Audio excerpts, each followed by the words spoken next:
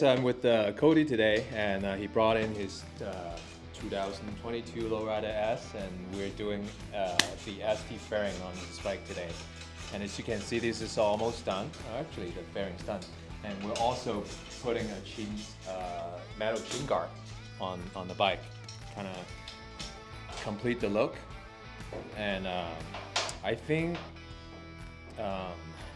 you're ready for the trip this weekend with the fairing. Definitely. This weekend, planning to go to San Diego. We're gonna hit up some good food spots out there. Break in the fairing, throw about 500 miles round trip one day. A lot of people are probably wondering, like, hey, at a first look at this fairing, right? What is different about it than the OEM one?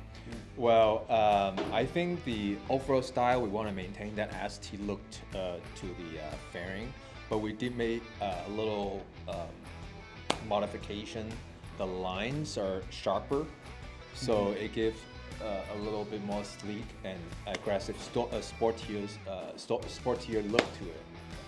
And another thing is, all of the bike models, we made the brackets specifically for the model, so the installation is plug and play, and we tested on every single model that we have the bracket made for, so that we know that they would fit very well, and it's very easy to install. We also have installation videos and manuals that come with it. So if you're somebody who like to rent your own bike, you can pretty much do it at the comfort of your own home.